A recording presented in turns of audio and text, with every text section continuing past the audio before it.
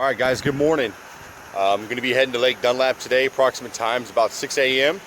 I'm going to be heading out there to meet up with one of my real good fishing buddies. His name's Javier. Y'all be seeing him shortly. We're going to be heading to Lake Dunlap. We've been going out there the last couple of weeks lately. It's been really good. Fishing's been phenomenal. The jig bite has been on. So hoping to get out there today, get some on video, catch some big jig fish, and kind of show y'all what I've been doing, what I've been looking for, what we've been targeting, and just kind of how to catch fish in the dog days of summer. All right, guys, I'll see you later. Hey guys, welcome back to Fishing with Sasquatch. Tim Dixon here. Just want to give a recap on today's fishing. I went to Lake Dunlap, located in New Braunfels. It was hot. It got really hot today, and the fishing was slow. I ended up doing pretty decent, but we had a lot of technical difficulties as far as the GoPro video and everything. I've been having trouble with my sound not working, so a lot of the videos when I'm trying to talk, I'm talking but you can't hear anything on them, or it's only recording half and then shutting off. So we had a lot of issues today with the camera. So I actually was only able to get one fish on camera while recording, which is very unfortunate because we did end up catching, I caught 22 today.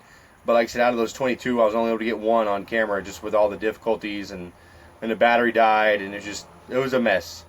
But the main thing I want to talk to you guys about today is, even in this hot day that we did today, I think it was 103, 104, I was able to catch a decent amount of fish. It was slow, it was hard, and it took a while, but it just proves that even in a hot August day, you can catch fish if you know where to look, kind of what to do and how to present your bait. So I'm going to be going over the different type of things I used, the trailers, the jig trailers I used, the different colors, the setups of my rod and reels. And yeah, so the first one I'm going to start off with is a jig. This jig right here is actually a brown and purple jig. It's an Arky style head 3/8. This particular jig is made by a company called Talon Bait Company right here in Texas. It's made out of Milam, and they're really good jigs. I've been trying them out. They have a really good weed guard on them. The hook is really solid, 5/0. They're hand tied, and the turnaround time on them is pretty good, considering that he doesn't make them until you order them. So it takes usually about 7 days from the time you order them to the time you get them to actually receive them. The other jigs I use are going to be dirty jigs. Obviously, most people, if you're watching this, you might probably know about dirty jigs. They're phenomenal jigs. They work really well. And the other jigs I've been using, they're skinny bear jigs. So any three of those jigs are kind of my favorites. I'm not saying they're the best, but those are the ones that I particularly use and I like to use. As far as the jig trailer goes, today I kept it pretty simple. I was fishing either the Rage Crawl Green Pumpkin trailer, pretty as basic as you can get, or when I was trying to match the hatch a little better and stay true to the color of the jig, I was throwing the Zoom Speed Crawl in a cinnamon purple, which pairs up really nicely with this brown and purple jig. It looks perfect. I'm gonna go ahead and put it on. I'll show you guys real quick just so you can see how good it looks.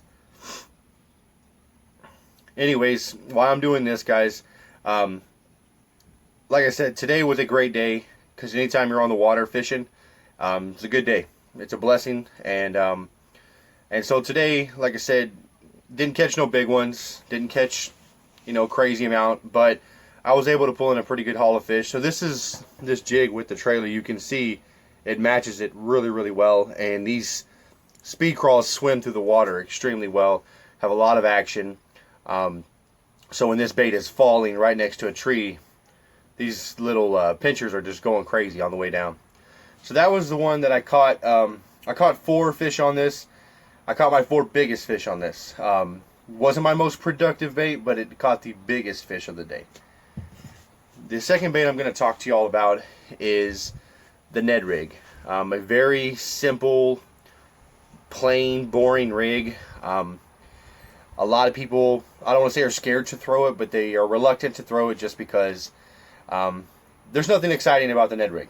It just sits there and does basically this. It falls down, it flutters really nicely, but it's extremely basic. It's just a small jig head, small worm. It's just a small presentation, very finesse. So today I was throwing this on the outside edges of trees.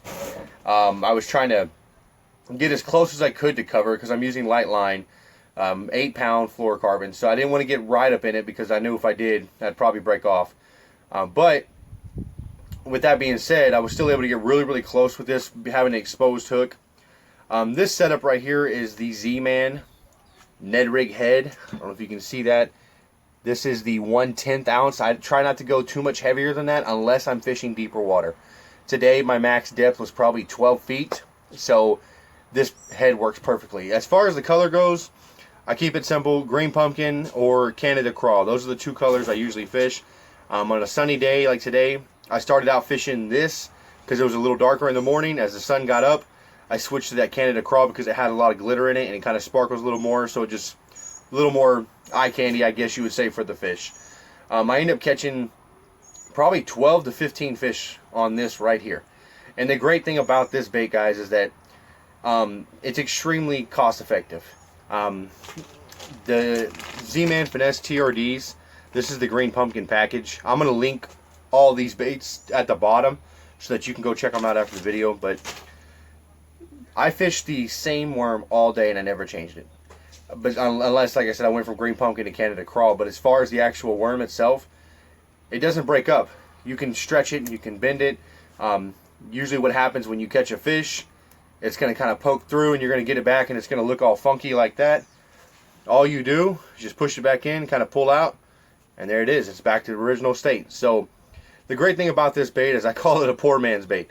That's why I love it, because I can fish this bait over and over and over and over. And like I said, I caught 15 fish off of it today, and I only went through 2 worms.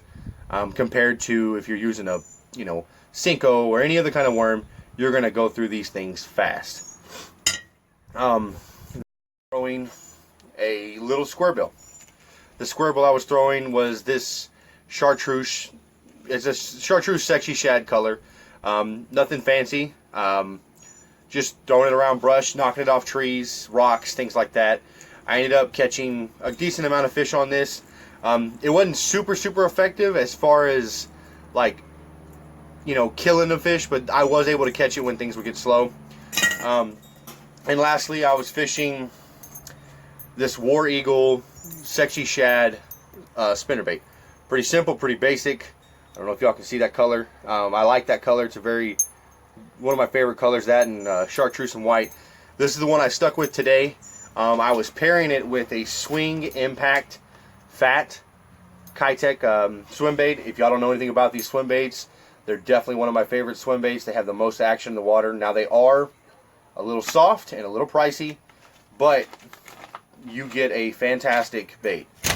These things have a ton of action in the water. They swim extremely well and they're super versatile. You can swim them on a Texas rig, Carolina rig, put them on the back as a trailer.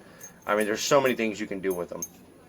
But other than that, guys, that's pretty much what I used today. I kept it simple, 4 baits, and I just pitched extremely close to cover. That sun got hot and those fish went deep and they were stuck to cover. So if you didn't hit them pretty much in the face with the bait, it just wasn't going to happen. So you got to be willing to get stuck and hung up a few times, because it's going to happen.